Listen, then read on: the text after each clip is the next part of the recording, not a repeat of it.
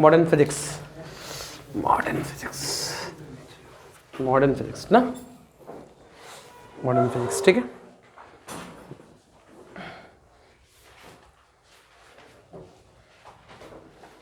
Modern मतलब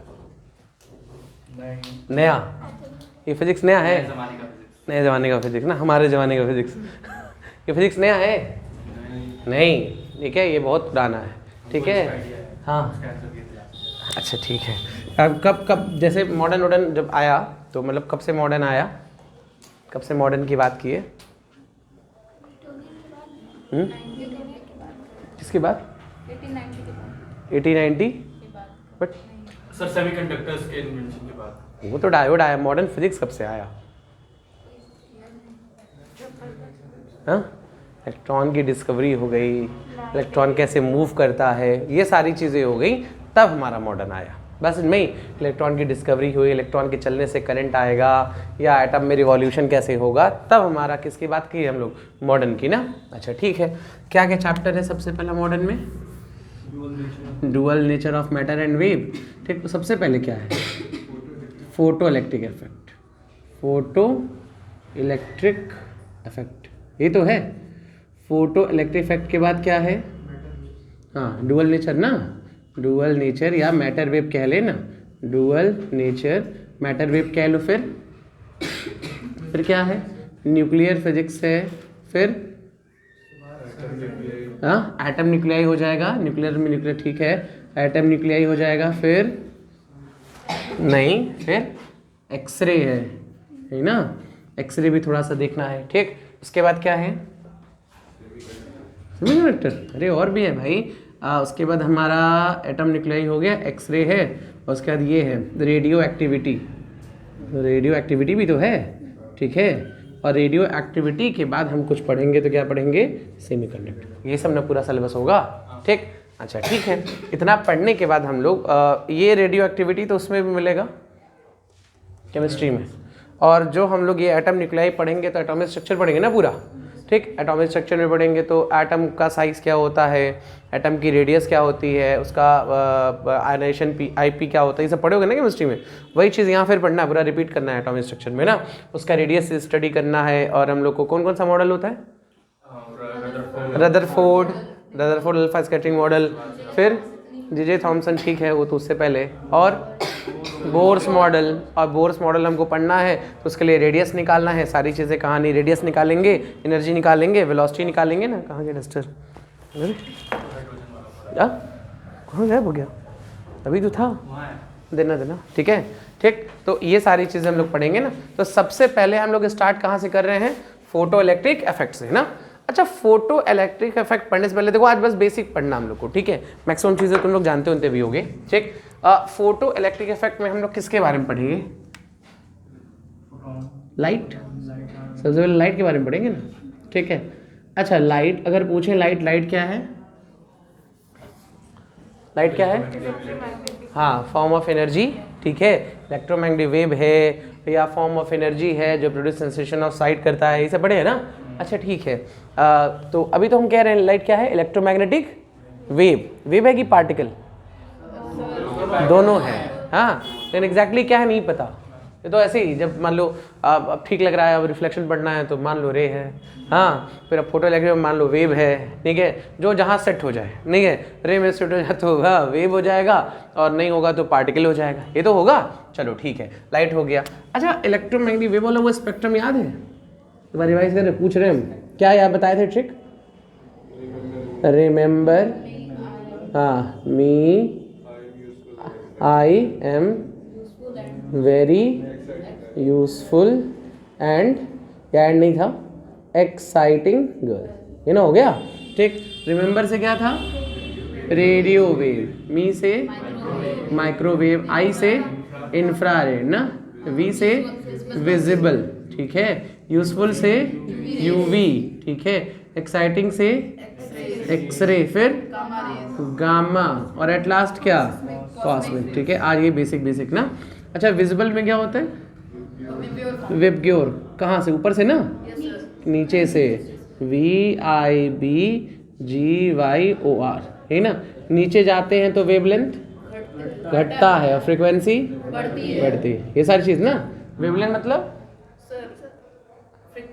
wavelength distance between two consecutive crest और trough, distance between two consecutive crest और trough, that is called wavelength. ये पढ़े है ना, या तो distance travel by wave in one time period, ठीक, ये कहते हैं ना, या distance travel by wave in one oscillation, कई सारे डेफिनेशन है, distance travel in one oscillation, या distance travel in one time period, या distance between two consecutive crest और ट्रफ, ये ना होता है, या तो वो हम लोग कहते हैं कि distance between two consecutive compression rarefaction, कई सारा डेफिनेशन है ना। Frequency, number of oscillation in 1 second, ये सारी कहानी पढ़े हम लोग, ठीक है। रेडियो का यूज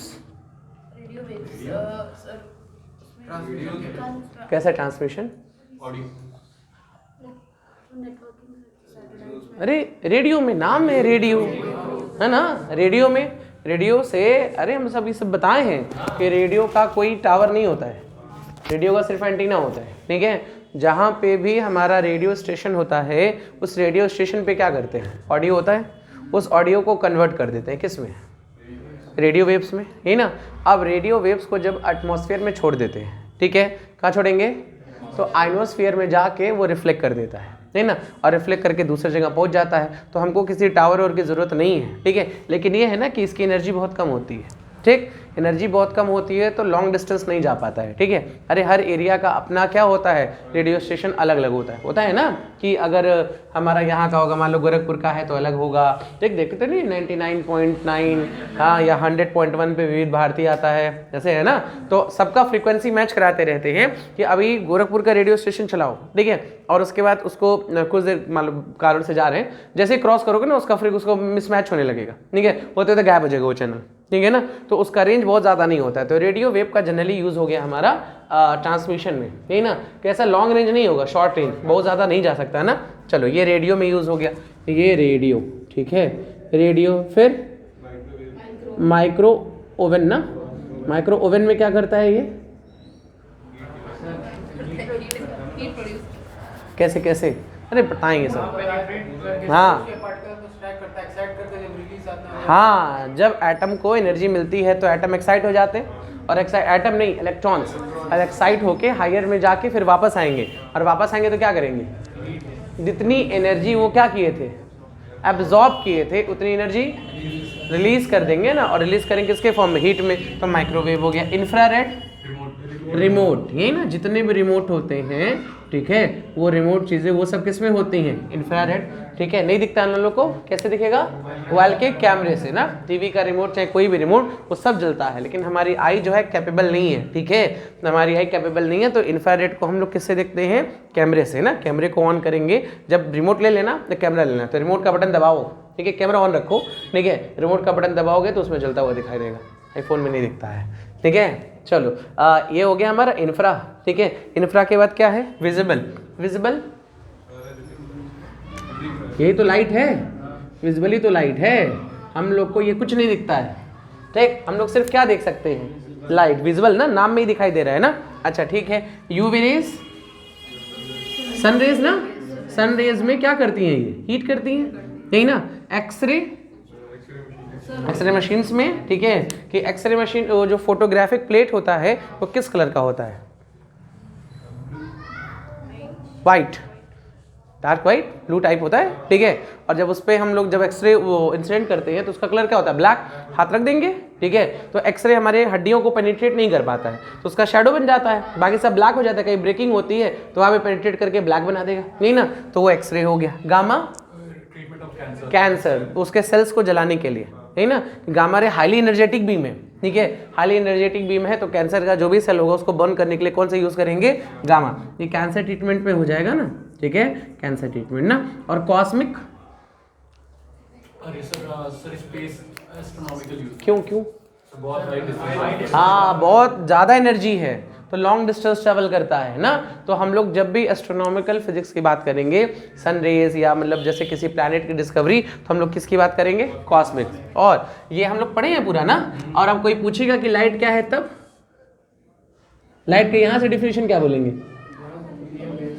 हाँ, electromagnetic wave visible to us, ये बोले थे ना।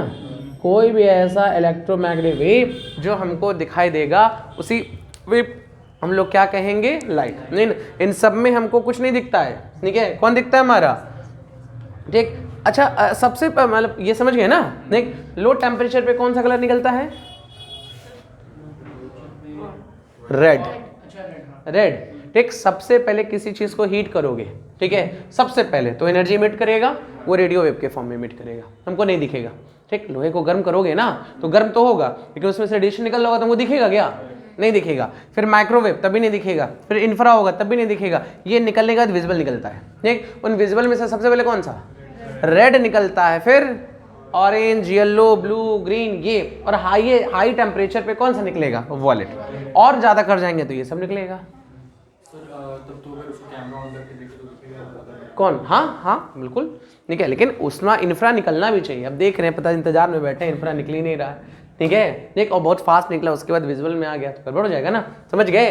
ये हमारा पूरा क्या है, इलेक्ट्रोमैग्नेटिक वेव का स्पेक्ट्रम, समझ गए। कुछ लिखना उखना नहीं है, रब कर देना, चलिए ठीक है, उन लोग को लिखना है, ठीक है, चलिए फिर आ जाइए, ठीक है। अब लाइट में वो, ठीक है, हम लोग वेव ऑप्टिक्स पढ़ चुके हैं ना, ठीक। लाइट के अंदर डुअल नेचर है, ठीक है।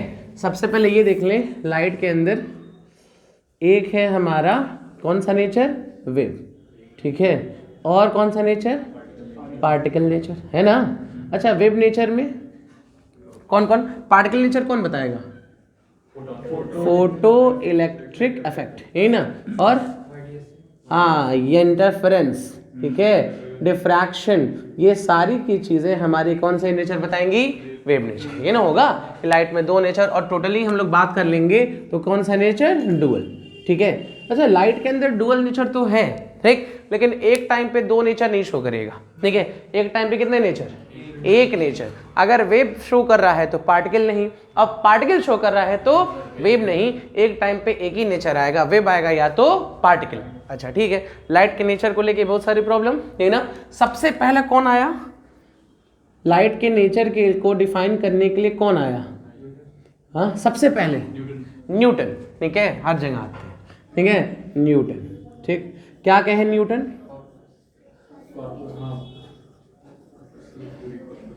कॉर्पस्कुलर थ्योरी, यही ना। न्यूटन ने लाइट को क्या माना, पार्टिकल, है ना, कॉर्पस्कुलर जो थे, ठीक है। न्यूटन ने कहा सबसे पहला ये, उसके पहले भी और कुछ चला होगा, ठीक है, लेकिन जो लाइट में एक्सपेरिमेंट आए, जो थ्योरी आई, ये न्यूटन की थी, ठीक है। न्यूटन ने क्या कहा कि लाइट जो है वो कौन सा है, पार्टिकल नेचर ना, लाइट पार्टिकल नेचर है, और उसके अंदर जो भी हमारी चीज़ें होंगी वो छोटे छोटे पार्टिकल के फॉर्म में होंगी, है ना। उन पार्टिकल को क्या कहे, कार्पसल्स, क्या कहे, कार्पसल्स ना। और पर्टिकुलर किसी एक कलर का कार्पसल सेम होता है, ठीक। जैसे रेड कलर है, ठीक, तो रेड कलर के जितने भी कार्पसल्स होंगे उनके जो साइजेस हैं, शेप हैं, वो सब के सब क्या होंगे, आइडेंटिकल। वॉलेट के आइडेंटिकल होंगे, ग्रीन के आइडेंटिकल होंगे, लेकिन रेड और वॉलेट का क्या होगा, अलग अलग होगा। बस इनमें सबसे पहले फिर से बोल रहे हैं, न्यूटन ने क्या माना, न्यूटन किसको सपोर्ट किए, पार्टिकल को, और क्या कहे, लाइट के अंदर जो भी एनर्जी है, या सॉरी जो भी उसके अंदर है, वो किससे बना है, लाइट पार्टिकल से, है ना, छोटे छोटे पार्टिकल से। उन पार्टिकल का नाम क्या कहे, कार्पसल्स, ये ना। और एक पर्टिकुलर कलर का जो कार्पसल होता है वो क्या होता है, आइडेंटिकल, क्या होता है, मतलब सेम शेप साइज सब कुछ होगा, है ना। लेकिन अगर रेड और वॉलेट की बात करें, ग्रीन की बात करें, तो सब कार्पसल्स क्या होंगे, अलग अलग, बस नहीं। तो ये हमारा न्यूटन कॉर्पस्कुलर थ्योरी कहा, नहीं ना। लेकिन की थ्योरी क्या थी, थ्योरी क्या थी, गलत थी, क्या क्यों, क्या गलती थी, क्या गलती है,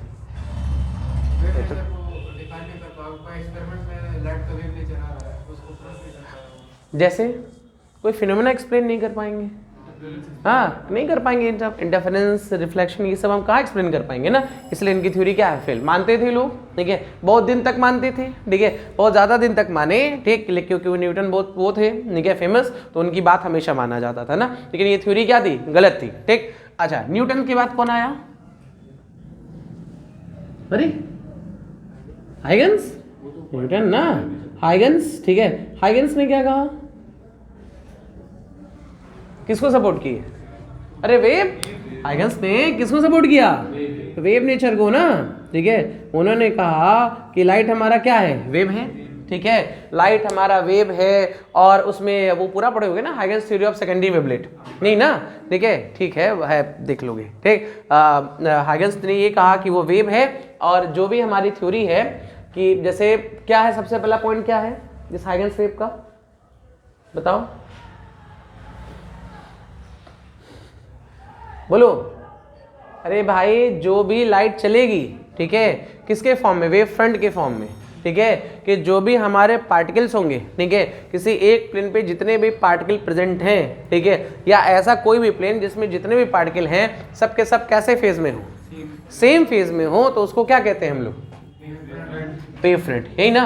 और एक वेव फ्रंट पे, ठीक, जो एक फ्रंट पे जो पार्टिकल है वो किसकी तरह बिहेव करेंगे, सोर्स की तरह, यही ना, सोर्स की तरह बिहेव करेंगे तो नया वेव फ्रंट बन जाएगा, वो सेकेंडरी वेवलेट कह दिया, ठीक। इनका अपना थ्योरी यूज करके क्या कर दिए, ये शो किए, क्या क्या, reflection, refraction, i is equal to r proof किए, नहीं ना, आई और आई साइन आर का रेशियो कांस्टेंट प्रूफ किए ना। इनकी थ्योरी क्या थी, फिर इनकी थ्योरी में क्या फॉल्ट था, नहीं, सबसे पहला क्या फॉल्ट था, हाइगन्स कहे कि लाइट क्या है, वेव है, ठीक, वेव अगर वेव है तो वेव को चलने के लिए क्या चाहिए, मीडियम चाहिए, यही ना, वेव को चलने के लिए क्या चाहिए, मीडियम, कॉन्सेप्ट है ये, कॉन्सेप्ट बस समझो, ठीक है, वेव को चलने के लिए क्या चाहिए, मीडियम। तो फिर सवाल उठा, ठीक है, कि मीडियम अगर चाहिए, ठीक, तो लाइट वैक्यूम में कैसे चलती है, तो क्या बोले वो, ईथर। उन्होंने कहा कि पूरे यूनिवर्स में, ठीक है, हमारा वो मीडियम प्रेजेंट है, कौन सा मीडियम, ईथर, ठीक है। और वेलोसिटी कितनी होती है किसी मीडियम में वेव की, किसी को याद है तो बताओ, √E/d, है ना, ठीक, ये फॉर्मूला है। उसके बाद इसमें करेक्शन भी आया है, ये वाला पढ़े होगे न्यूटन्स फॉर्मूला, फिर इसमें वो पढ़ोगे करेक्शन, इसमें गामा टर्म्स आता है, ठीक है, लाप्लास करेक्शन, ठीक है। तो इसमें ये कहे, उन्होंने क्या माना, ठीक है, जब हाइगन्स की बात कहे ये वेव है, ठीक है, वेव है, तो वो क्या कहे कि सब लोग कहे कि वैक्यूम में कैसे ट्रेवल करता है, तो क्या सपोज किए, हाँ, वो जो है हमारा वो क्या है, वो चलने के लिए मीडियम चाहिए, दैट इज ट्रू, लेकिन